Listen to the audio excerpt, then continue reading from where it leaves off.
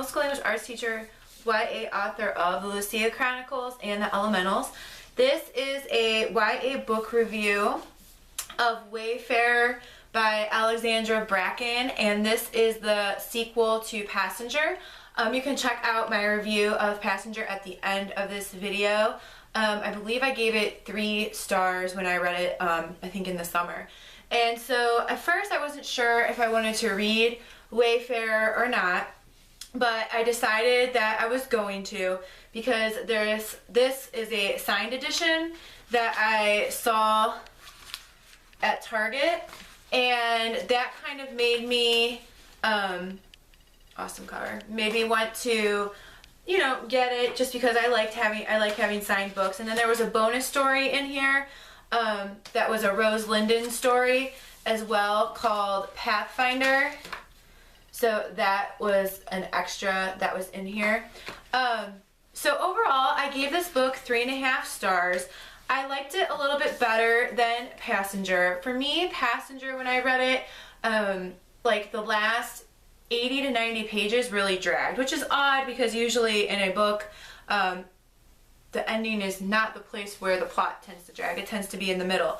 And I don't know, now that I'm looking back on it, if that was a product of books I'd read before I started reading Passenger, because sometimes I think that your opinion of a book can be influenced by what you read before. Like, before I read this, I read Shatter Me, the Shatter Me series, and I absolutely loved that, and it was really, really fast-paced.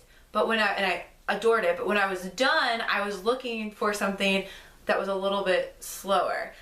So this continues Etta and Nick's journey after Nick ends thinking that, in Passenger, thinking that Etta has died. Etta ends up being orphaned by time, and the story is kind of split into not just the times, but now it's kind of split into 2 narrations, because we have Nick and Sophia together searching for Etta, and then we have Etta and what happens to her. And without trying to give any spoilers, Etta ends up with the thorns kind of and the hemlocks, and she uncovers some secrets about what it is to be a traveler and how they can affect time. She learns more about Cyrus Ironwood, and she becomes even more determined to get the astrolabe, but she wants to use it to fix things, and then like hide it, which essentially is kind of what her mom did. So then, you know, Etta's still reeling over her mom killing Alice and just all the choices her mom's made, and she kind of feels like a pawn. So then we have Sophia and Nick, who kind of have an uneasy alliance. Neither of them trust the other.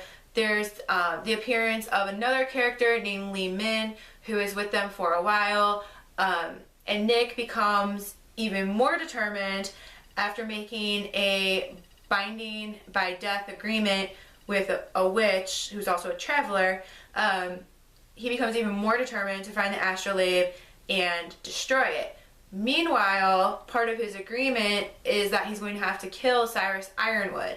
And so all these things kind of come to a head when the astrolabe falls into the belladonna's hand, and the belladonna is like a witch. They kind of don't make it clear. I mean, it's clear as a reader, but no one actually like necessarily calls her a witch unless they're trying to be like rude, but she's a witch who practices magic, like a really ancient magic, and she ends up calling an auction to everybody. And basically all the travelers are going to converge on this one spot, and then everything is going to come to a head. And so this, the pacing was nice. I was kind of surprised that Etta and Nick were kept away. They're kept away pretty much like the entire book. And this is like a 530-page book, so I'd say at least 400. I don't know how far into the 400s they're kept apart. And considering that the love story between Nick and Etta was a huge part of Passenger, I was kind of surprised that they were kept apart. One of the reasons I gave it 3.5 stars for me was the language and the writing style is very wordy and descriptive and kind of superfluous. And for me, that's not my preferred writing style when I'm reading a book. So that, and whenever it was Nick's narration, I feel like Nick had like a really pompous way of actually thinking, since a lot of his thoughts, also the way he speaks, but it was kind of distracting a little bit, whereas Etta's portions, I felt mean, they both had action, but there was just something different about Etta's. And I think part of that was the revelations that she was making on her portion of the adventure. And there's another added character, and well, he's not new, but he's added, and he's actually like very funny. And so the banter between him and Etta was really amusing. So I really appreciated that. The story at the end, I don't know if that story is available to everyone besides the Target edition. I still don't like Rose Linden. I really like Henry Hemlock, and I think that Rose is a product of her environment and just so concerned with appearing one way and following her head and not following her heart, and that kind of comes back to like bite everyone in the ass throughout both books. So thanks, Rose. But the story itself was a cute story. It just did not make me like Rose Linden any better.